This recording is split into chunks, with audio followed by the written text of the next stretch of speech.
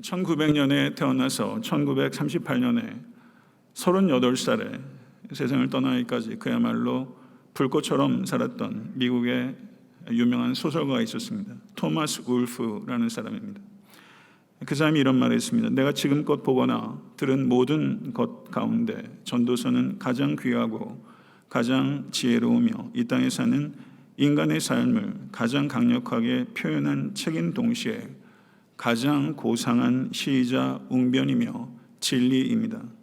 나는 문예 창작에 대해 독단적인 판단을 하고 싶지는 않지만 한마디만 하자면 전도서는 지금까지 내가 본 가장 위대한 글이며 이 책에 나타난 지혜는 가장 영원하고 심오한 진리입니다. 38살에 타계한 소설가가 전도서를 이렇게 이해하고 표현하고 있습니다. 생각했던 것보다 팬데믹이 훨씬 길어져서 우리 모두가 매우 당황스럽습니다. 팬데믹이 길어지면서 인간의 죄가 씻겨지는 것이 아니라 죄가 오히려 쌓여지고 있는 이 참혹한 시대에 차별과 극단적인 분열로 미국도 찢어질 대로 찢어지고 있고, 그리고 사랑하는 대한민국도 정말 뉴스 보는 게 가슴에 통증이 느껴질 만큼 혼돈스러운 이 시대에 저는 이 전도서가 이 시대를 위한 말씀이라는 생각이 듭니다. 세상을 어떻게 바라봐야 될지, 나의 삶을 어떻게 바라봐야 될지 갈수록 미궁에 빠진 것 같은 이 시대에 세상과 삶을 하나님의 눈으로 관조할 수 있는 최적의 전망대와 같은 책, 그것이 전도서입니다. 이 전망대에서 전도자는 죽음의 자리에서 삶의 자리를 응시하고 영원이라는 관점을 통해서 시간을 바라보는 것입니다. 오늘 이 설교를 통해서 전도자의 손에 이끌려 여러분과 제가 이 최적의 전망대에 올라가서 세상과 삶을 관조할 수 있게 되는 그런 영안이 열리는 귀한 은혜가 우리에게 임할 수 있게 되기를 간절히 바랍니다. 전도서는 구조적으로 세 부분으로 나뉘어집니다. 1장 1절부터 11절까지가 프롤로그, 1장 12절부터 12장 7절까지가 전도서의 본론부이며 12장 8절부터 14절까지가 전도서의 에필로그입니다. 그러므로 오늘 본 말씀 11장 7절부터 12장 7절은 전도서의 본론부의 제일 마지막에 해당되는 부분으로서 전도자가 탐구해 온 모든 것들의 마무리요, 전도서의 결론을 예비하는 부분이라는 중요성을 가지고 있습니다. 그래서 저는 전도서 11장 7절에 이르기까지 전도자가 탐구해 온 내용들을 매우 함축적으로 여러분들께 나누고 오늘 본문 말씀을 증거하고자 합니다. 전도서의 핵심 주장은 1장 2절과 3절입니다. 한번 보겠습니다. 전도자가 이르되 헛되고 헛되며 헛되고 헛되니 모든 것이 헛되도다. 해 아래에서 수고하는 모든 수고가 사람에게 무엇이 유익한가? 라고 말하고 있습니다. 헛되다라고 번역되고 있는 이 히브리어가 헤벨이라는 중요한 단어인데요, 전도서에 38번 등장하며 전도서의 핵심 주제라고 할 수 있습니다. 그렇다면 전도자가 말하는 이 헤벨, 이 헛되다라는 것의 진정한 의미는 무엇일까요? 전도자는 세 가지가 헛되다라고 말하고 있습니다. 모든 지혜가 헛되다. 모든 지혜가 헛되다. 여호와 하나님을 경외하는 것을 배제한 인간적 지혜는 결코 삶에 대해서 진정한 해답을 주지 못할 것이며 근심만 더하게 될 것이다. 인간적 지혜는 삶의 고통을 깨닫게 할 뿐 삶의 고통을 해결할 수 없다. 지혜는 상대적으로만 어리석음에 비해서 나을 뿐 죽음 앞에서 지혜자나 우매자나 매일반이며 결국은 우매자도 잊혀지게 될 것이고 지혜자도 잊혀지게 될 것이므로 모든 지혜가 헛되다라고 전도자는 말하고 있습니다. 두 번째는 모든 즐거움이 헛되다는 것입니다. 모든 즐거움이 헛되다. 이 땅의 성취와 소유가 아무리 많아도 어느 정도 즐거움을 줄 뿐이지 그것이 항구적인 즐거움을 결코 주지 못한다. 재산이 많으면 많을수록 돈 쓸 곳도 더 생기고 그리고 근심도 더 생기기 마련이다. 돈이 많아서 많이 음식을 섭취하게 되면 소화불량에 걸리게 되고, 그리고 많이 소유하면 소유할수록 근심이 더 많아져서 불면증으로 잠을 시달리게 된다. 재산이 많아지면 많아질수록 더 많이 잃게 될 것이다. 재난과 같은 예외적인 상황과 죽음과 같은 확실한 상황을 통해서 더 많이 가진 자들은 결국엔 더 많이 잃게 될 것이다. 그러므로 부와 권력을 통해서 인생의 가장 중요한 목표를 부와 권력으로 삼는 것은 가장 어리석은 일이다. 이 전도자가 말하고 있는 것입니다. 세 번째는 모든 수고가 헛되다는 것입니다. 죽음의 문 너머로 모든 수고로 모은 어떤 것이라도 죽음의 문 너머로 가져갈 수 있는 것이 없다. 자기 수고로 얻은 것을 넘겨줄 때 그것을 받을 자가 지혜자일지 우매자일지 어찌 알겠는가? 그가 지혜자라 할지라도 그건 역시 허무한 일이 아닌가? 더 많이 가진 사람일수록 더 많이 포기해야 한다. 미래는 내 지식과 내 통제 밖에 있는 것이므로 고통스러운 것이다. 모든 수고는 헛된 것이다. 이렇게 전도자는 말하는 것입니다. 그런데 여기에서 전도자는 매우 세심하고 주의 깊게 이 헛되다라는 것이 삶에 대한 냉소주의나 허무주의로 이어지지 않도록 매우 주의 깊게 그것을 밝히고 있다는 것입니다. 전도자의 주장은 이러한 것입니다. 허무한 현실들 때문에 하나님을 포기하는 것이 아니라 하나님의 말씀에 더 경청하고 하나님의 말씀에 순종해야 합니다. 자신이 알 수 없는 것들 때문에 괴로워할 것 대신에 피조물로서 자신의 한계를 받아들여야 합니다. 하나님께서는 때때로 우리가 예측할 수 없는 분이시며 우리에게 정돈된 공식 안으로 하나님께서 들어오는 분이 아니라는 것입니다. 하나님과 우리 사이에는 근본적인 차이가 있으며 하나님께서는 우리에게 주어진 한계 속에서 최선을 다하며 살기를 원하십니다. 이 세상은 불완전한 곳이지만 냉정한 현실에 짓눌린 나머지 하나님께서 우리에게 허락하신 삶의 즐거움들을 무시하지 마십시오. 인간 실존의 어두운 현실이 하나님께서 우리에게 부여하신 복을 가리지 않도록 해야 합니다. 먹고 마시며 즐거워하십시오. 그리고 그것들을 마취제처럼 탐닉하지는 마십시오. 광야 같은 인생에서 오아시스처럼 먹고 마시고 즐겨야 합니다. 삶의 헛된 요소들이 인생에 많다고 해도 수동적인 사람이 되지 마시고 오히려 더 능동적인 사람이 되십시오. 한계 속에서 하나님께서 인간의 삶 속에서 우리들의 삶 속에서 주신 기회를 최대한 선용해서 뜨겁게 살아가십시오. 인간의 삶 속에 있는 모든 요소들을 인간이 다 이해하고 통제할 수 없기 때문에 모든 것이 확실해질 때까지 기다리지 마십시오. 어느 정도는 위험을 감수하고 주어진 삶에 최선을 다하는 모험을 감행하십시오. 인간은 하나님께서 만드신 세계의 일부만을 관찰할 수 있으며 하나님께서 하시는 역사의 일부만을 이해하게 되는 것입니다. 우리가 이해하지 못하는 것이라 할지라도 하나님께서는 다 이해하고 계시며 모든 것들이 하나님의 통치 아래 있다는 것을 믿으십시오. 그러므로 무지한다고 해서 무기력에 빠지는 것은 어리석은 것이며 아는 일에 기초해서 믿음으로 뜨겁게 전진하십시오. 이렇게 전도자는 말하고 있는 것입니다. 그러므로 전도서에 헛되다라는 헤벨이라는 말이 무려 38번이나 등장하지만 이 전도자가 강조하는 것은 결코 허무주의자가 아니라는 것입니다.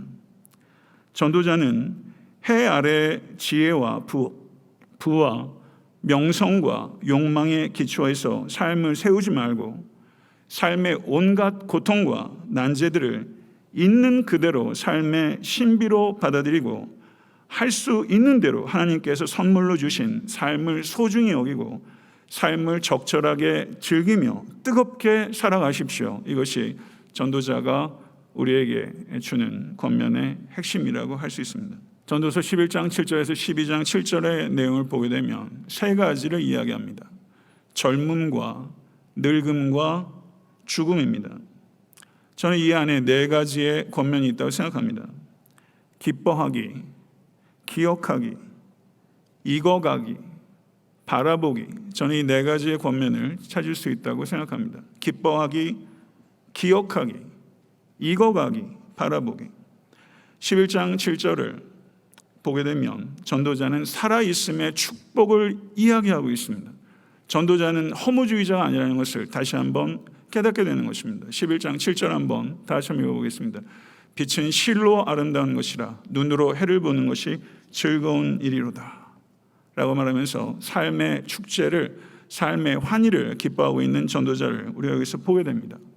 그리고 11장 8절 10절까지 4절에 걸쳐서 전도자는 삶을 즐거워하라 라고 명령하고 있습니다. 청년이여 내 어린 때를 즐거워하며 내 청년의 날들을 마음에 기뻐하여 마음에 원하는 길들과 내 눈이 보는 대로 행하라. 그러나 하나님이 이 모든 일로 말미암아 너를 심판하실 줄 알라. 그런즉 근심이 내 마음에서 떠나게 하며 악이 내 몸에서 물러가게 하라. 어릴 때와 검은 머리의 시절이 다 헛되니라. 하나님께서 창조주이시며 심판자이라는 것을 기억할 때 삶을 진정한 의미에서 즐겁게 누릴 수 있다고 성경 우리에게 말씀하고 있는 것입니다. 삶을 즐거워하라. 어떤 뜻일까요? 원하는 대로 마음껏 해라 라고 백지수표를 주는 건가요? 그런 건 아닙니다. 하나님께서 기뻐하시는 일이라면 무엇이든지 마음껏 즐기라. 주님께서 우리에게 말씀하고 계십니다. 성도 여러분, 즐거움은 여러분들이 선택해도 선택하는 허용된 것이 아니라 즐거워하라는 것은 하나님께서 우리에게 주신 명령이라는 것입니다. 그러므로 즐거워하지 않는 것은 단순한 선택의 잘못의 문제가 아니라 하나님의 성품과 축복을 부정하는 명백한 죄악이라는 것입니다. 이것을 받아들이실 수 있게 되기를 바랍니다.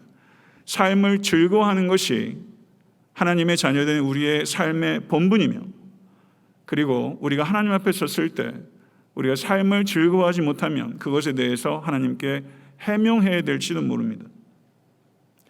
더글라스 존스라는 신학자가 이런 말을 했습니다. 기독교 문화가 교회사 곳곳에서 실패한 이유는 1차적으로 불충분한 신학 교육이나 형편없는 교리나 부적절한 복음 전도나 약한 리더십 때문이 아니라 기쁨이 결여되어 있기 때문입니다. 이렇게 말했습니다. 기독교 문화가 교회사 속에서 번번이 실패했던 이유는 기쁨이 결여되어 있기 때문입니다. 저는 매우 의미심장하고 그리고 깊은 통찰이라고 생각합니다. 제가 개인적으로 존 스타트 목사님을 참 존경하고 또 그분의 책을 통해서 큰 영향을 받고 여전히 받고 있는데요. 제가 읽은 책의 존 스타트 목사님의 어떻게 보면 굉장히 소소한 일상의 이야기를 들으면서 제가 또 마음에 또 잔잔한 감동이 있었어요. 애정이 있나 봐요. 돌아가신 지 꽤 됐는데. 간추려서 그 내용을 표현하면 이렇습니다. 존 스타트 목사님을 돕는 연구 조교가 있었어요. 그 존 스타트 목사님 돌아가신 다음에 전기가 나왔는데 거기에 있는 내용입니다. 매일 오후 4시 30분 나는 엉클 존에게 커피 한 잔을 가져다 드립니다. 책상 위에 컵을 놓자마자 존은 거의 언제나 약간은 장난스럽게 내게 과분합니다 라고 말하면서 머리를 숙이곤 종이에서 들지 않는다는 겁니다. 제가 한번 해볼까요? 커피잔을 받으면 머리를 숙이고 종이에다 대고서 커피가 내게 너무 과분합니다. 그래서 이 조교가 나는 존이 커피 한 잔을 가지고 그렇게 하는 것이 우스꽝스럽게 느껴졌습니다. 부엌에 들어와 식기를 정리하는데 여전히 머리를 숙인 채 엉클 존의 중얼거리는 소리를 들었습니다. 그게 바로 모든 일의 시작입니다. 사랑하는 성도들, 제가 이 말씀을 드리는 이유는 작은 일에 기뻐하지 않는 것과 모든 일에 기뻐하지 않는 것은 백지장 한 장이라는 거예요. 작은 일에 기뻐해야 한다는 것입니다. 작은 일을 즐기고 작은 일을 맛보고 작은 일에 감격하고 작은 일에 사랑하고 작은 일에 크게 웃고 작은 일에 기뻐하지 않게 되면 모든 일에서 한순간의 기쁨을 잃게 된다는 것이죠. 사랑하는 성도 여러분, 작은 일에 기뻐하시는 여러분과 제가 될 수 있게 되기를 간절히 소원하고, 팬데믹 19라는 상황 가운데 코비드19에 있지만 성도 여러분, 삶은 여전히 우리에게 축제라는 것을 기억하시고 하나님께서 주신 복락들 가운데서 적절하게 삶을 누리시는 즐거움이 우리의 삶 가운데 가득할 수 있게 되기를 간절히 소망합니다. 전도자는 12장 1절에서 2절에 이렇게 말합니다. 너는 청년의 때에 너의 창조주를 기억하라. 곧 곤고한 날이 이르기 전에 나는 아무 낙이 없다고 할 해들이 가깝기 전에, 해와 빛과 달과 별들이 어둡기 전에, 비 뒤에 구름이 다시 일어나기 전에 그리하라 라고 말합니다. 여기에서 청년은 청소년이나 20대만을 가리키는 것이 아니라 노령이 아닌 모든 삶의 시기를 가리키는 것입니다. 하나님께서 창조주이심을 믿으십니까? 이것을 믿는 것이 삶의 원천입니다. 프랑스의 신학자이자 철학자인 자크 엘룰은 전도서에 대한 책인 존재의 이유에서 이렇게 말합니다. 당신 자신은 자율적이라고 생각하겠지만 당신은 무엇을 해야 할지 알지 못하고 지혜가 무엇인지 알지 못합니다. 당신은 피조물입니다. 우리의 문제는 우리 자신을 창조주라고 여기는 데서 기인하는 것입니다. 이렇게 말했습니다. 창조주를 기억하라. 무슨 뜻입니까? 추억에 잠기라는 뜻이 아닙니다. 하나님의 창조 질서에 부합하도록 자신의 삶을 헌신하라라는 요청인 것입니다. 창조주 하나님께서는 자연 질서뿐만 아니라 도덕 질서도 영적 질서도 세우신 것을 믿습니다. 우린 자연과 역사 그리고 무엇보다도 하나님의 계신 성경을 통해서 하나님의 질서를 발견하는 것을 믿습니다.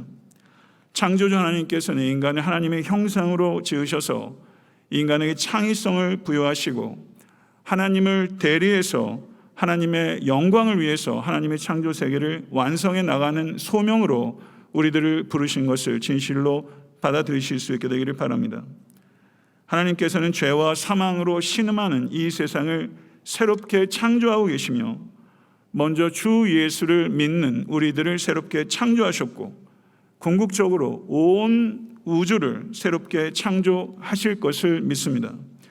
그리스도인들인 우리들은 하나님의 새 창조의 도구로 이 세상을 치유하며 살아가도록 부르심을 받은 소명자입니다. 믿으십니까? 3절에서 5절을 보게 되면 늙음의 총체적인 적막감을 표현합니다. 집을 지키는 자들이 떨 것이며 힘 있는 자들이 구부러질 것이며 맷돌질하는 자들이 적음으로 그칠 것이며 창들로 내다보는 자가 어두워질 것이며 길거리 문들이 닫힐 것이며 맷돌 소리가 적어질 것이며 새의 소리로 말미암아 일어날 것이며 음악하는 여자들은 다 쇠하여질 것이며 높은 곳을 두려워할 것이며 길에서는 놀랄 것이며 살구나무가 꽃이 필 것이며 메뚜기도 짐이 될 것이며 정욕이 그치리니. 노아에 대해서 더 어떻게 적절하게 표현할 수 없을 만큼 문학적으로 나이 드는 것에 대해서 설명하고 있습니다.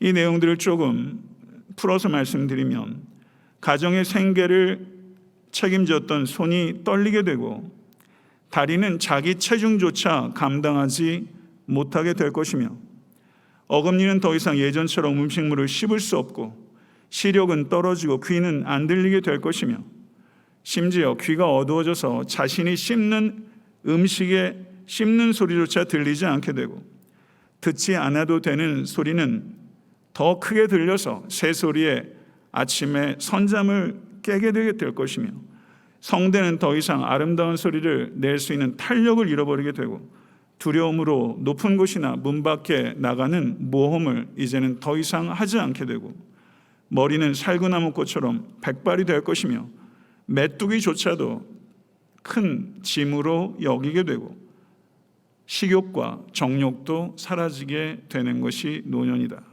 이렇게 표현하고 있어요. 노아에 대해서 어떻게 더 적절하게 표현할 수 있을까 싶습니다. 죽음이 무엇입니까? 죽음은 임종시에만 갑자기 나한테 다가오는 것입니까? 성경은 그렇게 말하고 있지 않는 것 같습니다. 죽음은 전적으로 임종시에게만 국한되는 것이 아니라 우리는 서서히 죽어가고 있는 것이며 장례식에 마침내 죽음이 도착하는 것입니다. 우린 서서히 죽어가고 있습니다. 어머니께서 한국에 가셔서 저희 부친이 이제 혼자 계시다 보니까 저희 집으로도 가끔 초청하기도 하고 또 아버지 모시고 부자간에 모처럼 식사도 좀 하고 싶어서 한 2차례 정도 모시고 식사를 갔습니다. 근데 아버지가 잘 걷지를 못하시는 거예요. 저희 아버지는 한 번도 제 앞에서 먼저 어디가 아프시다 이렇게 기색을 하신 적이 없습니다. 근데 제 눈에 걸음걸이가 영 불편해 보여서 아버지 왜 그러세요? 그랬더니 한국에 가서 어딜 좀 걷다가 조금 나이에 비해 좀 무리한 것 같다. 근데 그때 이후로 다리 상태가 많이 안 좋고 병원에 가니까 근육량이 많이 빠진 것 같다 라고 말씀하시면서 그런 상태가 꽤 오래 가고 계세요. 아까도 보니까 영 시원찮아 보였습니다. 그러면서 제가 걱정할까 봐 시간이 차면 나을 거야 라고 말씀하십니다. 몸의 기능이 나이가 들어가면서 죄송합니다. 저만 해도 예전같이 않은 부분들이 많이 생기고요. 기능이 하나둘씩 예전만 못하다가 아예 기능이 하지 않게 됩니다. 아버지와 같이 식사하던 그날 저는 밥을 반도 넘게 남겼습니다. 인생에서 제일 중요하고 가장 힘든 공부 가운데 하나가 늙어가는 것을 공부하는 것입니다. 노화는 자연스러운 삶의 한 과정이고 그것을 수용하는 것이 하나님의 뜻입니다. 나이 든다는 것 서글픈 일입니다. 부모님이 나이 들어가시는 것 보는 거 효자가 아님에도 불구하고 서글프더라고요. 그렇지만 나이 든다는 것이 서글픈 측면이 있지만 그거를 뛰어넘어서 당연하고 중요하고 아름다운 일로 여겨야 할 줄로 믿습니다. 노년에는 잃는 것만 있는 것이 아니라 얻는 것도 있으며 노년의 아름다움은 소박한 아름다움입니다. 나이 든다는 것은 죽음에 가까워진다는 의미가 아니라 천국에 가까워진다는 의미인 것입니다. 살아가면서 특별히 남자들은 자신이 하는 일과 자신의 자존감을 일치시킵니다. 그래서 열심히 일합니다. 그런데 은퇴하게 되면 자존감조차도 다 잃어버리게 되는 경우가 있습니다. 그렇게 되면 은퇴는 곧 재앙이 되는 것입니다. 여성들 가운데는 남편을 열심으로 뒷바라지하고 자식 키우는 것에 삶의 모든 의미를 다 두다가 남편과 사별하고 자녀들도 다 시집장가 보내게 되면 남자들이 은퇴하는 것에 버금가는 삶의 공허에 빠질 때도 있습니다. 그러나 성도 여러분, 우리는 기억해야 할 것입니다. 성도에게 그 직장은 그것이 어떤 직장이든 상관없이 직장은 부업입니다. 성도에게 본업은 하나님께 영광 올려드리는 것입니다. 지금 이 자리에 시니어 어른도 계시고 청년도 있지만 노년의 은퇴자가 되는 것이 아니라 소명자로 살아가실 수 있게 되기를 간절히 축원합니다. 부디 노년에 뒷방으로 물러나지 마시고 기도의 방으로 앞으로 나오실 수 있게 되기를 축원합니다. 사람은 늙어가는 것이 아니라 좋은 포도주처럼 익어가는 것이다 라고 한 목사는 말한 적이 있습니다. 노년의 외로움과 허무함과 과거의 향수로 점철된 내리막길을 걷는 것이 아니라 소망과 유머와 나이가 가져다주는 깊은 통찰과 또한 완성으로 이어지는 오르막길로 올라가시는 노년이 될 수 있게 되기를 축원합니다. 노년의 삶의 여유와 의미와 평화로 충만한 아름다운 노년, 참 귀한 것이 아닐 수 없습니다. 끝으로 네 번째, 저는 기뻐하기, 기억하기, 익어가기, 이 세 가지를 이야기했고, 네 번째는 바라보기에 대해서 말하고자 합니다. 12장 6절에 7절의 말씀을 보게 되면요, 은줄이 풀리고 금그릇이 깨지고 항아리가 샘 곁에서 깨지고 바퀴가 우물 위에서 깨지고 흙은 여전히 땅으로 돌아가고 영은 그것을 주신 하나님께 돌아가기 전에 기억하라 라고 말하고 있습니다. 몸은 깨어질 때가 있다는 것입니다. 흙으로 돌아가고 영은 들려져 창조주 하나님께 돌아가는 것입니다. 지혜는 죽음을 미리 바라보는 것입니다. 그리고 죽음에서 삶을 바라보는 것입니다. 이것이 지혜인 것입니다. 죽음에 대한 질문을 하실 수 있게 되기를 바라고, 죽음에 대한 질문은 곧 삶의 의미에 대한 질문입니다. 한 시인은 이런 말을 했습니다. 죽음을 생각하지 않는 사람이 있다면 나는 그가 누구라도 믿지 않습니다. 이런 말을 했습니다. 성도 여러분, 세계의 모든 것은 불확실합니다. 그렇지만 죽음은 확실합니다. 죽음의 때는 불확실합니다. 죽음은 미리 내다보고 죽음에 대한 태도를 준비할 수 있는 유일한 존재가 바로 인간입니다. 이것이 인간됨의 핵심이요 인간됨의 특권이라고 할 수 있습니다. 죽음을 미리 바라보십시오. 죽음을 미리 바라보는 성도에게 죽음은 공포를 잃어버리게 될 것이며, 죽음에서 삶을 바라볼 때 삶의 유혹은 잃어버리게 될 것입니다. 인생에 있어서 가장 큰 변화요, 가장 좋은 변화는 죽음을 통해서 찾아오는 것인 줄로 믿습니다. 성도가 죽음을 대하는 태도가 바뀔 수 있었던 이유는 우리 주 예수 그리스도께서 죽음을 이기시고 부활의 첫 열매가 되셨기 때문입니다. 그러므로 성도인 우리에게 죽음은 기피의 대상이 아니라 기다림의 대상인 것입니다. 사는 것만큼 사는 것 이상 죽는 것이 중요합니다. 자신의 죽음에 대해서 생각해 보는 것은 잘 살기 위해서 반드시 필수적인 것입니다. 만약에 나의 죽음에 대해서 무감각하고 무관심하다면 필연적으로 타인의 죽음에 대해서 무감각하고 무관심할 수 있게 되는 것입니다. 나의 죽음에 대해서 관심을 가지고 미리 바라보시고, 또한 타인의 죽음에 대해서도 관심을 가지고 삶을 의미 있게 이끌어가고 타인을 위해서 섬기는 삶을 살아가시는 모든 권속 되실 수 있게 되기를 간절히 축원합니다. 요한 웨슬레의 동생 찰스 웨슬레는 죽음 직전에 이렇게 기도했답니다. 하나님이 기뻐하시니 나는 기쁨이다. 참 만족스럽다. 참 만족스럽다. 인생의 제일 마지막 순간에 거대한 허무에 직면하시지 마시고 찰스 웨슬레가 고백했던 것처럼 참 만족스럽다. 참 만족스럽다.